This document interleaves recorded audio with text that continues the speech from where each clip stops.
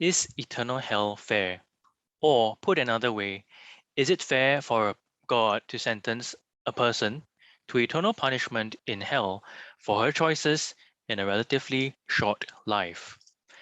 In summary, I would say hell is essentially separation from God, and so if a person chooses to reject God, then by definition it is choosing eternal hell. Let's begin by asking and questioning some assumptions. Eternity, hell, sentencing, punishment, and fairness.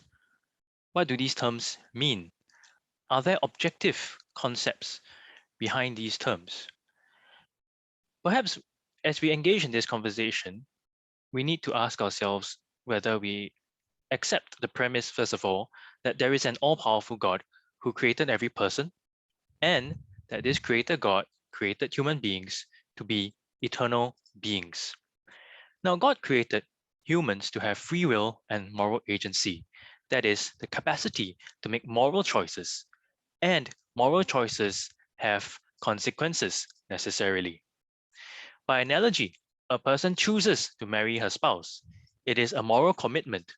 The person will live with the consequences of that choice for the rest of her life.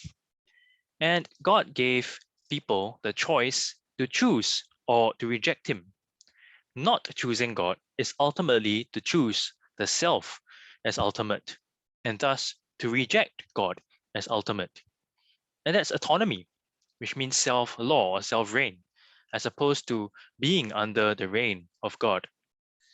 Rejecting God, sin, in Christian theology, is thus rejecting the very source of life and love.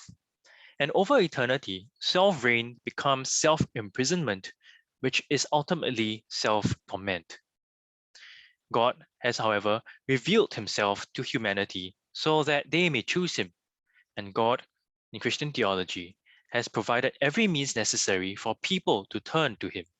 And so the important thing is the choice that we each must make, whether to choose or reject God, and we each bear the consequence of that choice.